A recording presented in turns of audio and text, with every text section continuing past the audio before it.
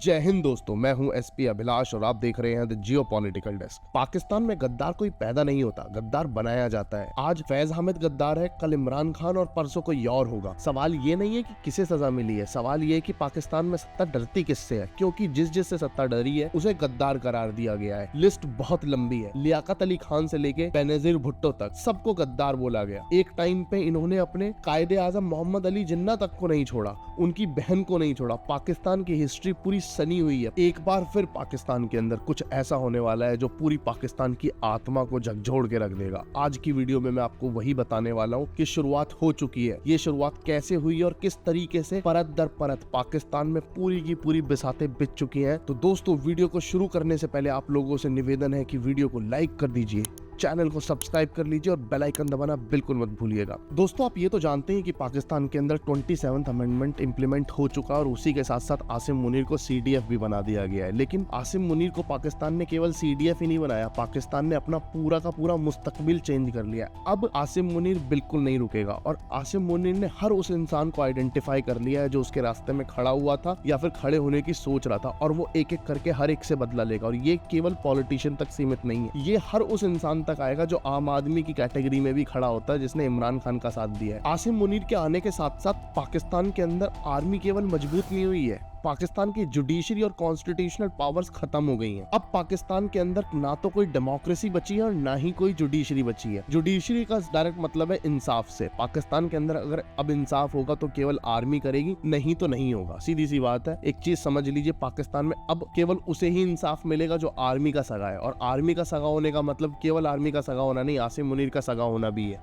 और यहाँ पे आर्मी की सच्चाई ये है कि ऐसा कोई सगा नहीं जिसे हमने ठगा नहीं। अब जितने भी लोग पाकिस्तान के अंदर आसिम मुनीर के खिलाफ बोलते थे या फिर चाहते थे कि आसिम मुनीर किसी भी तरीके से सीडीएफ ना बने, उनके लिए आने वाला समय बहुत ही ज्यादा खतरनाक होने वाला है और ये आसिम मुनीर ने दिखा भी दिया है। जुडिशरी फंक्शन करेगी लेकिन केवल एक नाचने वाली की तरह, और ये नाचेगी केवल जीएच की रावलपिंडी की टोन पे। आप देख लेना आने वाले टाइम में, मैं गारंटी दे सकता हूँ इस बात की कि पाकिस्तान में कितना भयानक मंजर होने वाला है। और अगर आप ये सोच रहे हैं कि बहुत खतरनाक है तो अभी रुक जाइए, मैं आपको अब कुछ ऐसा बताने वाला हूँ जो इससे भी ज्यादा खतरनाक होने वाला है। दोस्तों, आपने फैज हामिद का नाम सुना होगा। ये आईएसआई का चीफ हुआ करता था इमरान खान के टाइम पे, और ये पाकिस्तान की तरफ से पहला ब्यूरोक्रेट था जो तालिबान से जाकर के मिला था अफगानिस्तान के अंदर, जब अफगानिस्तान में तालिबान ने अपनी दोबारा से गवर्नमेंट काबिज करी थी। जी हाँ, ये वही इंसान है जो उनके साथ जाके नमाज पढ़ रहा था और चाय पी रहा था। और उस टाइम पे हमने खड़े होकर के यहाँ पे बोला था कि इसका अंत बहुत बुरा होगा, जितना ज्यादा ये उछल रहा है उतना ही ज्यादा नीचे और उतना ही भयंकर तरीके से ये नीचे गिरेगा। तो एग्जैक्टली वही हुआ है दोस्तों। आसिम मुनीर ने फैज हामिद को 14 साल की जेल की सजा सुना दी है। टेक्निकली कोर्ट ने सुनाई है, पर ऑर्डर आसिम मुनीर के हैं। इसके सारे एसेट्स को फ्रीज कर दिया गया है, बैंक बैलेंस पूरे कंट्रोल में ले लिया गया है, ना तो वहां से कोई पैसा निकाला जा सकता है ना डाला जा सकता है। इसके ब्रदर को अरेस्ट कर लिया गया और फैमिली को ईसीएल कैटेगरी में डाल दिया है, मतलब इसकी फैमिली अब ना तो देश से बाहर जा सकती है ना देश के अंदर आ सकती है। और केवल यही नहीं, इसके खिलाफ अभी एक और केस पेंडिंग है जो ट्रीजन का है। May 9 के ऊपर जो कार्रवाई हुई थी उसमें इसको ट्रीजन के अंदर दोषी पाया गया है। पाया क्या गया है, बेसिकली इसको दोषी बनाया गया है वहां पे। और ट्रीजन का मतलब केवल और केवल एक है पाकिस्तान के अंदर, जिसकी सजा केवल मौत। और अगर आप सोच रहे हैं कि इसने ऐसा क्या किया था कि जो इसको मौत की सजा दे दी गई है, तो मैं दोस्तों बता देता हूँ। इसने गद्दारी करी थी, इसने पाकिस्तान की आर्मी के साथ गद्दारी करी थी, इसने गद्दारी करी थी बाजवा के साथ, और इसने गद्दारी करी थी आसिम मुनीर के साथ, क्योंकि इसने इमरान खान के साथ मिलके ये कोशिश की थी कि ये कभी भी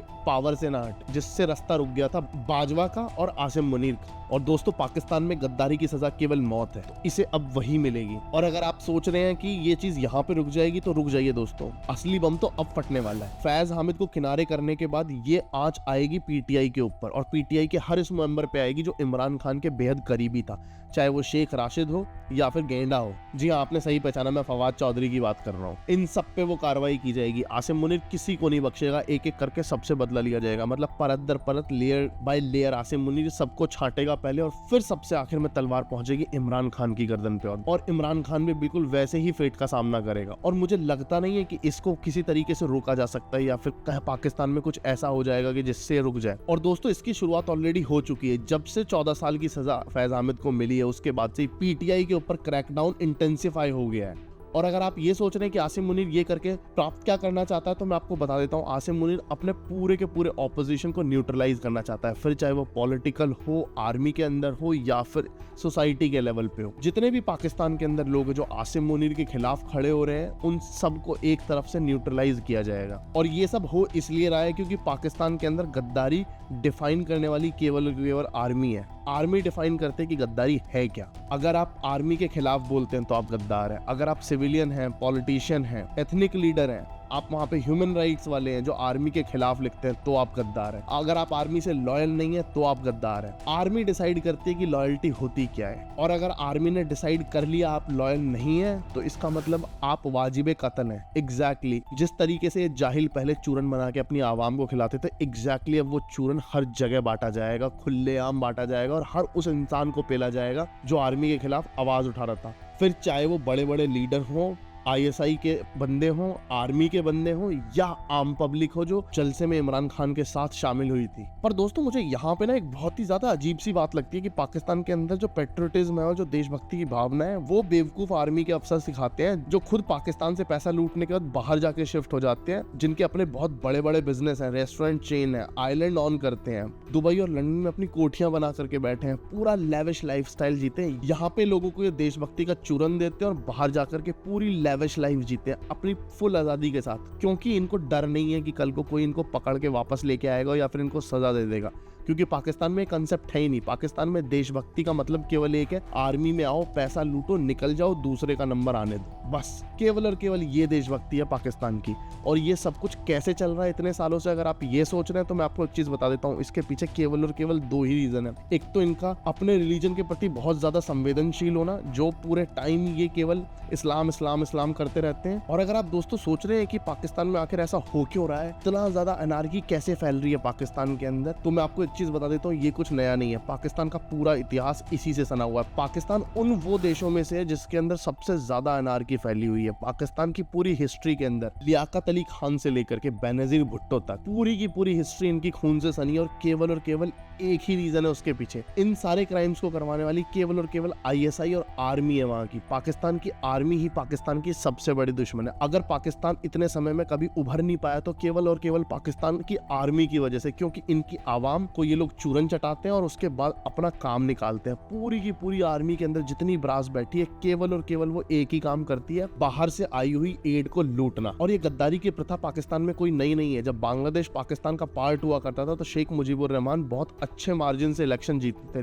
लेकिन उनको ट्रेटर का टैग लगा करके मार दिया गया था। फिर चाहे वो बच्चा खान हो, वली खान हो, अकबर मुफ्ती हो, जीएम सैयद हो या फिर लियाकत अली खान हो, सबको गद्दार बोल करके मार दिया गया था। Same pattern, use, discard, criminalise. पहले यूज करो, फिर उसके बाद डिस्कार्ड कर दो, फिर उसके बाद उसे दोषी बोल करके गोली मार दो। सेम चीज हो रही है, आप देखिएगा हर एक के टाइम पे सेम पैटर्न है। सेम चीज इन्होंने अपने कायदे आजम के साथ भी कही थी। मोहम्मद अली जिन्ना को भी मारने वाले पाकिस्तानी खुद थे, जिनके लिए उस इंसान ने वो देश बनाया था। उसी देश के लोगों ने उसको मार दिया, उसकी बहन को मार दिया। और दोस्तों अगर आप सोच रहे हैं कि इस चीज का इनको कभी खामियाजा नहीं भुगतना पड़ा तो आप गलत सोच रहे हैं। मैं आपको बताना चाहूंगा कि इन्होंने इस चीज की बहुत बड़ी कीमत चुकाई है। बांग्लादेश बनने का एक बहुत बड़ा रीजन ये भी था। बांग्लादेश के अंदर बंगाली मुसलमान और उस टाइम पे भारत के जो मुसलमान होते थे, उन सब ने मिलकर के पाकिस्तान की डिमांड करी थी एक साथ। और उसके बाद जब ये अलग हो गए थे, पाकिस्तान और वेस्ट पाकिस्तान में बट गए थे, उसके बाद जिन्ना और मुजीबुर रहमान का विजन मिलता था। दोनों ने एक 6 पॉइंटर ड्राइव भी किया था पूरे देश को चलाने के लिए। लेकिन उसके बाद जिन्ना को मार दिया गया,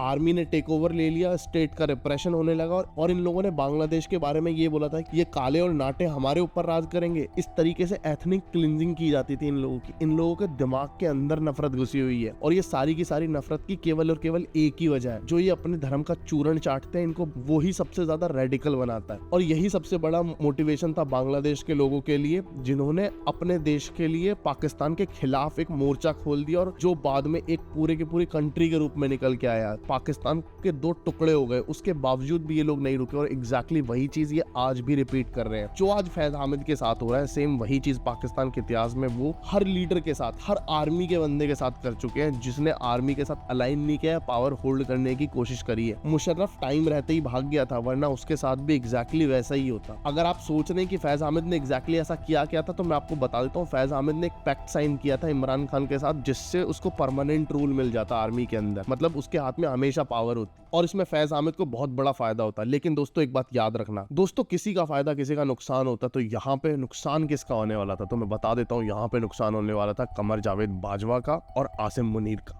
अगर फैज अहमद रुकता तो आसिम मुनीर को ना कभी गद्दी मिलती और ना कभी इतनी पावर मिलती। एक बार फैज अहमद ने इस चीज को अपोज किया था और अब वो अपनी पूरी जिंदगी भुगतेगा और हो सकता है उसको अपनी जिंदगी ही भुगतनी पड़ जाए। आसिम मुनीर तो अब उसे नहीं छोड़ेगा और आसिम मुनीर फैज अहमद को ही नहीं किसी को भी नहीं छोड़ेगा। आने वाले टाइम पाकिस्तान के लिए बहुत ही ज्यादा खतरनाक होने वाला है, बहुत ज्यादा एनार्की भरा होने वाला है। और केवल बड़े बड़े लीडर ही नहीं, पाकिस्तान के अंदर जितने भी फिक्सर रहे हैं, चाहे फैसल वावड़ा जैसे फिक्सर रहे हो जिन्होंने एक टाइम पे शेख राशिद के लिए बहुत काम किया था, उनको भी यूज और डिस्कार्ड करने की थ्योरियां हमेशा अपनाते आए हैं। मुझे पता है आप लोगों को शौक लग रहा होगा क्योंकि हमारे देश के अंदर लॉयल्टी स्टेट से की जाती है, किसी इंसान से नहीं। लेकिन पाकिस्तान में लॉयल्टी केवल और केवल एक इंसान से की जा सकती है क्योंकि वहां पे स्टेट का तो कोई मोटिव ही नहीं है ना। वहां पे स्टेट है क्या? क्योंकि जो आदमी पावर में वही अपने आप में स्टेट है। इसलिए पाकिस्तान में लॉयल्टी हमेशा टेम्परेरी रही है, परमानेंट नहीं रही। और पाकिस्तान इस साइकिल में अब ट्रैप होकर रह चुका है। पाकिस्तान के ऊपर कोई चारा नहीं है बचने का, इस चीज से निकलने का, क्योंकि पाकिस्तान के ऊपर आर्मी बहुत अच्छे से ग्रिप बना के बैठ चुका है।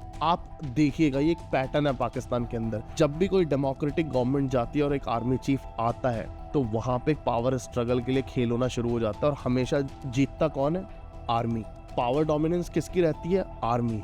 वीक कौन होता है? वहां के इंस्टीट्यूशंस वीक होते हैं, वहां की आम जनता वीक होती है, वहां की आम पब्लिक जो है उसको सफर करना पड़ता है। और यही पाकिस्तान के कोलैप्स का सबसे ज्यादा बड़ा रीजन है। जो आप देख रहे हैं ना पूरे पाकिस्तान के अंदर चारों तरफ जो आग लगी हुई है, इतने बम धमाके हो रहे हैं हर जगह पे, पूरे पाकिस्तान का जो माहौल है वो पूरा डिस्टर्ब हो रखा है। फिर चाहे वो सिंध हो, खैबर पख्तूनख्वा हो, बलूचिस्तान हो या खुद पंजाब हो, हर जगह एनार्की फैली हुई है। और ये पर्ज और कोई नहीं, इनकी आर्मी कर रही है। और क्यों कर रही है? इससे इन्हें कोई बहुत ज्यादा बेनिफिट नहीं हो रहा है, इससे केवल इंडिविजुअल बेनिफिट होता है और ये रुकने वाला नहीं है दोस्त। ये आज फैज अहमद को मार रहे हैं, कल ये इमरान खान को मारेंगे और इमरान खान के बाद ये नंबर लगाएंगे हर उस इंसान का जो पोटेंशियली आर्मी के लिए थ्रेट हो सकता है। फिर चाहे वो किसी पॉलिटिकल एलीट में आता हो, खुद आर्मी से आता हो या फिर आम जनता से आता हो, हर उस इंसान का पीछा किया जाएगा। आसिम मुनीर अब एक किलिंग मशीन बन के रह जाएगा और ये बहुत बड़ा रीजन होगा पाकिस्तान के दोबारा टूटने का, क्योंकि इस तरीके का डोमिनेंस बहुत लंबे टाइम तक नहीं झेला जा सकता। जिस दिन पाकिस्तान के लोगों को रियलाइज हो गया कि किस तरीके से आसिम मुनीर उनके हुकूकों को कुचल रहा है, उस क्षण ही पाकिस्तान के अंदर